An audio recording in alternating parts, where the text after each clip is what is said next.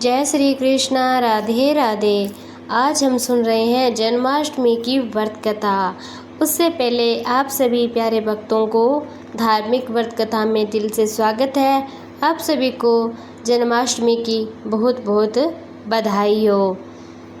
कथा इस प्रकार है। इंद्र ने कहा, हे ब्रह्मा पुत्र, हे मुनियों में श्रेष्ठ, सभी शास्त्रों के ज्ञाता, हे देव, व्रत में उत्तम व्रत उस व्रत को बताइए जिससे व्रत से मनुष्य की मुक्ति लाभ प्राप्त हो, तथा हे ब्रह्मा के पुत्र, उस व्रत से प्राणियों को भोग मोक्ष की प्राप्ति भी हो जाए।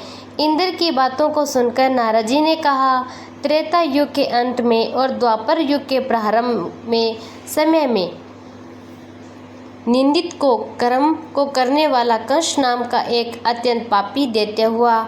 उस दुष्ट व नीच कर्मी दुराचारी कंस की देवकी नाम की एक सुंदर बहन थी। देवकी के गर्भ से उत्पन्न 8वां पुत्र कंस का वध करेगा। नारद जी की बातें सुनकर इंद्र ने कहा, हे महामते, उस दुराचारी कंस की कथा का विस्तार पूर्वक वर्णन कीजिए। क्या यह संभव है कि देवकी के गर्भ से उत्पन्न 8वां पुत्र अपने मामा कंस की हत्या करेगा?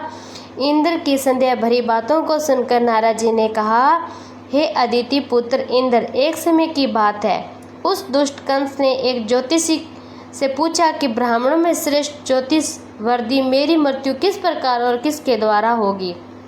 तो वे बोले, दानवों में श्रेष्ठ कंस वसुदेव की धर्मपत्नी देवकी, जो वाक्पटु और आपकी बहन भी है, उसी के गर्भ से उत्पन्न उसका 8वां पुत्र, जो कि शत्रुओं को पराजित कर इस संसार में कृष्ण के नाम से विख्यात होगा, वही एक समय सूर्य उदय काल में आपका वध करेगा।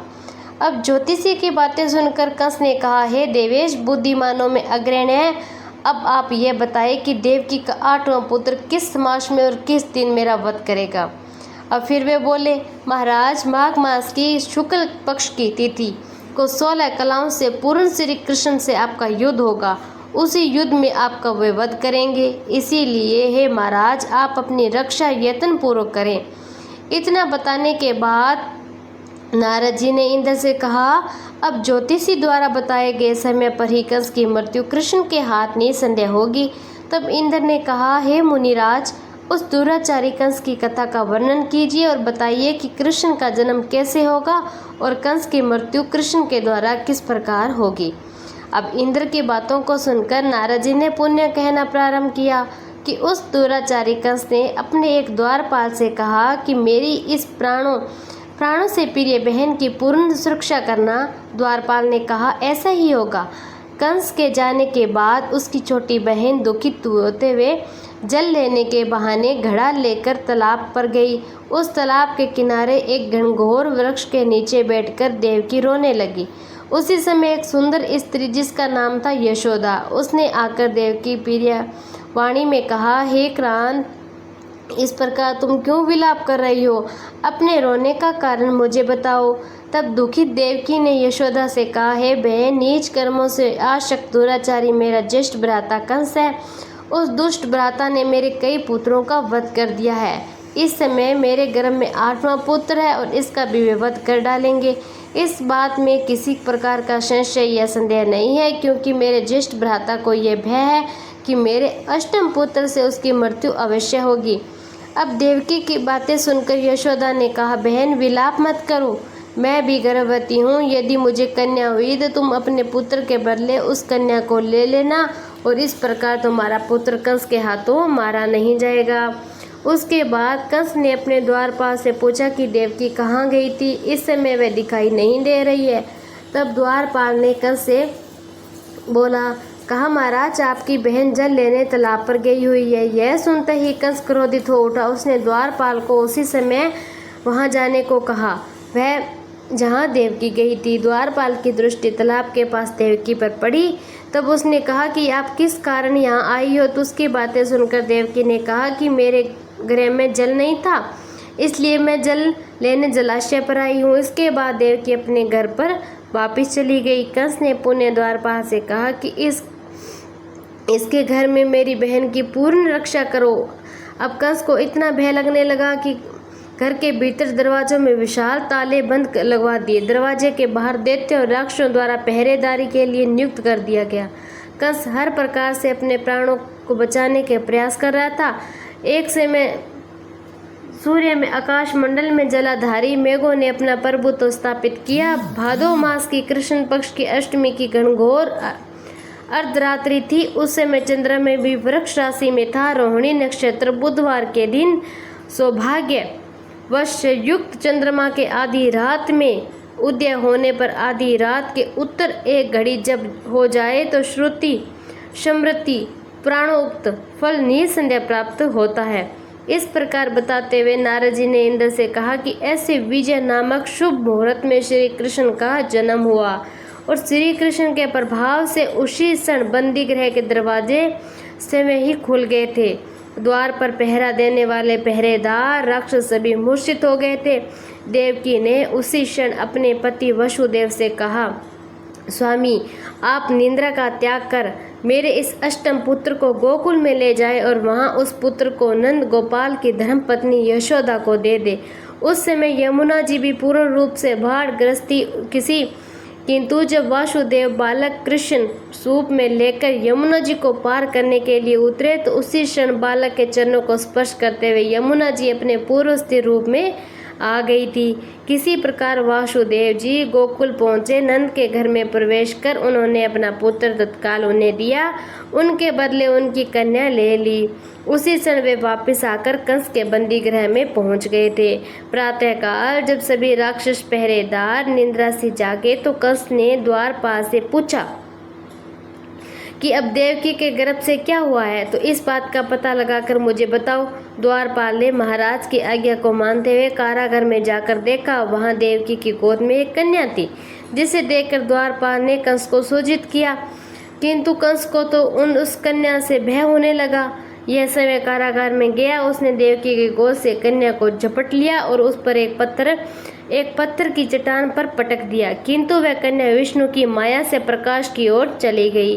अंतरिक्ष में जाकर विद्युत के रूप में परिणित हो गई। उसने कंस से कहा कि हे दुष्ट, तुझे मारने वाला गोकुल में नंद के गृह में प्रवेश कर चुका है। उसी से तेरी मृत्यु सुनिश्चित है। मेरा नाम तो वैष्णवी है। मैं संसार के कर्ता भगवान विष्णु की माया से उत्पन्न हुई हूँ। इतना कहकर वह तो स्वर्ग को चली गई। उस आकाशवाणी को सुनकर कंस क्रोधित हो उठा।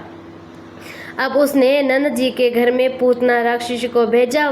कृष्ण का वध करने के लिए भेजा, किंतु जब वह राक्षसी कृष्ण को स्तनपान कराने लगी तो कृष्ण ने उनके स्तन को, उसके प्राणों को खींच लिया था। वही राक्षस कृष्ण कृष्ण कहते हुए मृत्यु लोक को प्राप्त हो गई। जब कंस को पूतना की मृत्यु का समाचार प्राप्त हुआ तो उसने कंस श्री कृष्ण का वध करने के लिए क्रमस्कर्षी नामक दैत्य को अवश्य अश्व के रूप में उसके पास भेजा। अरिष्ट नामक दैत्य को बल के रूप में भेजा, किंतु ये दोनों कृष्ण के हाथों मृत्यु को प्राप्त हो गए थे। अब इसके बाद कंस ने कालशिक्य नामक दैत्य को कौवे को रूप में भेजा, किंतु वह भी कृष्ण के हाथों मारा गया। अपने बलवान राक्षसों की मृत्यु के आघात से कंस अत्यधिक भयभीत हो गया था। उसने द्वारपालों को आज्ञा दी कि नंद को तत्काल मेरे समक्ष उपस्थित करो। द्वारपाल नंद को लेकर जब उपस्थित हुए तब कंस ने नंद जी से कहा कि तुम्हें अपने प्राणों को बचाना है तो पारिजात के पुष्प ले आओ। यदि तुम नहीं ला पाए तो तुम्हारा वध निश्चित है। कंस की बातों को सुनकर नंद ने कहा कि ऐसा ही होगा। अपने घर की ओर वे वापस आ गए। घर आकर उन्होंने संपूर्ण वृत्तांत अपनी पत्नी यशोदा को सुनाया, जिससे श्री कृष्ण सुन रहे थे। तभी वहां पर श्री कृष्ण सुन बातें। एक दिन श्री कृष्ण यमुना के पास में अपने मित्रों के साथ में गेंद खेल रहे थे, तो अचानक से ही गेंद को यमुना में फेंक दिया। यमुना में गेंद फेंकने का मुख्य उद्देश्य यही था कि वे किसी प्रकार पारिजात पुष्पों को ले आए। वे कदम के वृक्ष पर चढ़कर यमुना में कूद पड़े। कृष्ण के यमुना में कूदने का समाचार श्रीधर नामक गोपाल ने यशोदा मैया को सुनाया और यह सुनकर यशोदा मैया भागी हुई यमुना के किनारे पर आ पहुंची। उसने यमुना नदी से प्रार्थना करते हुए कहा, हे यमुना, यदि मैं बालक को देखूंगी तो भाद्रपद मास की रोहिणी युक्त अष्टमी का व्रत अवश्य करूंगी। क्योंकि दया दान सज्जन प्राणी ब्राह्मण कुल में जन्म रोहिणी युक्त अष्टमी गंगाजल एकादशी गया श्राद्ध रोहिणी व्रत ये सभी दुर्लभ है। हजारों अश्वमेघ यज्ञ सहस्त्रों राष्ट्रीय यज्ञ दान तीर्थ और व्रत करने से जो फल प्राप्त होता है वह सब कृष्ण अष्टमी के व्रत को करने से प्राप्त हो जाता है। ये बात सब नारद ने ऋषि ने इंद्र से कही। इंद्र ने कहा कि हे मुनियों में श्रेष्ठ नारद, यमुना नदी में कूदने के बाद उस बाल रूपी कृष्ण ने पाताल में जाकर क्या किया, यह संपूर्ण वृत्तांत भी सुनाइए। नारद ने कहा, हे इंद्र, पाताल में जब बालक ने नागराज की पत्नी से कहा कि तुम यहाँ क्या कर रहे हो, कहाँ से आए हो और यहाँ आने का क्या प्रयोजन है, तो नाग पत्नी बोली, हे कृष्णा, क्या तूने धरती कीड़ा की है जिसमें अपना समस्त धन हार गया है? यदि यह बात ठीक है तो कंकड़ मुकुट और मणियों का हार लेकर अपने घर में चले जाओ, क्योंकि इस समय मेरे स्वामी सोए हुए हैं। यदि वे उठ गए तो तुम्हारा भक्षण कर जाएंगे। नागपत्नी की बातें सुनकर कृष्णा ने कहा, हे कांते, मैं किस प्रयोजन से यहाँ आया हूँ वृत्तांत मैं तुम्हें बताता हूँ, समझ लो। मैं कालिया नाग के मस्तक को कसने के साथ दूध में हार चुका था और वही लेने में यहाँ आया हूँ। बालक कृष्ण की इस बात को सुनकर नाग पत्नी अत्यंत क्रोधित हो उठी। अपने सोए हुए पति को उठाते हुए उसने कहा कि हे स्वामी, आपके घर ये शत्रु आया है, आप इसका वध कर दीजिए। अपने स्वामी की बातों को सुनकर कालिया नाग निद्रावस्था से जाग पड़ा और बालक कृष्ण से युद्ध करने लगा। इस युद्ध में कृष्ण को मूर्छा आ गई और उसी मूर्छा को दूर करने के लिए उन्होंने गरुड़ को याद किया। उसे याद करते गरुड़ भी वहां आ गए और श्री कृष्ण अब गरुड़ पर चढ़कर कालिया नाग से युद्ध करने के लिए उन्होंने कालिया नाग को युद्ध में पराजित कर दिया। अब कालिया नाग ने भली भांति जान लिया कि जिससे युद्ध कर रहा है वे भगवान श्री कृष्ण के अवतार में विष्णु ही है। उन्होंने कृष्ण के चरणों में प्रणाम किया।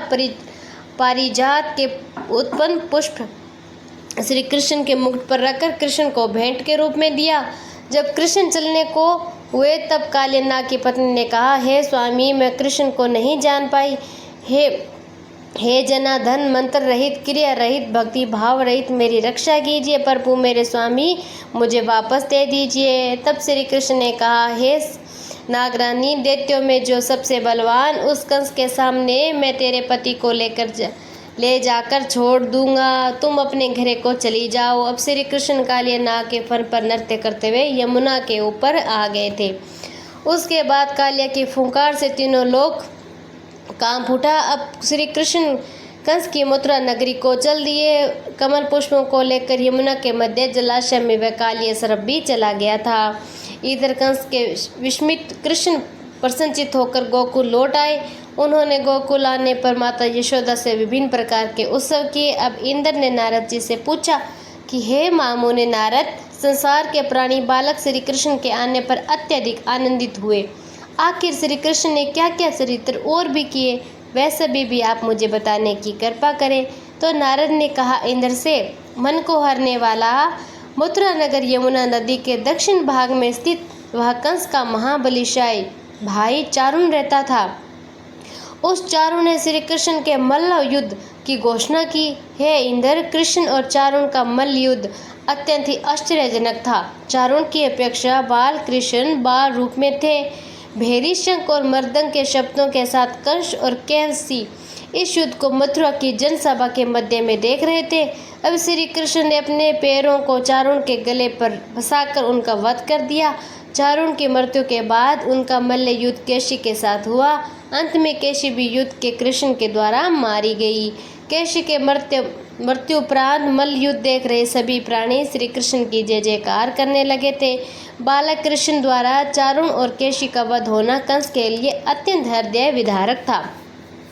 उसने सैनिकों को बुलाकर उन्हें आज्ञा दी कि तुम सभी अस्त्र और शस्त्र से लेकर होकर कृष्ण से युद्ध करो। अब हे इंद्र, उसी क्षण श्री कृष्ण ने गरुड़ बलराम सुदर्शन चक्र का ध्यान किया, जिसके परिणाम स्वरूप बलदेव जी सुदर्शन चक्र लेकर गरुड़ पर आरूढ़ होकर उन्हें आता देख बाल कृष्ण से सुदर्शन चक्र को ले उसने लेकर स्वयं गरुड़ की पीठ पर बैठकर न जाने कितने राक्षसों को दैत्यों को वध कर दिया था। कितनों ने शरीर अंग भंग कर दिए थे। इस युद्ध में श्री कृष्ण और बलदेव ने असंख्य दैत्यों का वध किया। बलराम जी ने अपने आयुध शस्त्र से हल और कृष्ण ने सुदर्शन चक्र से माँ कृष्ण के शुक्ल पक्ष के सप्तमी को विशाल दैत्यों का समूह का सर्वनाश कर दिया था। जब अंत में केवल दुराचारी कंस ही बच गया तो कृष्ण ने कहा, हे दुष्ट अधमी दुराचारी, अब मैं इस महायुद्ध स्थल पर तुझसे युद्ध कर तथा तेरा वध इस संसार को तुझसे मुक्त कराऊंगा।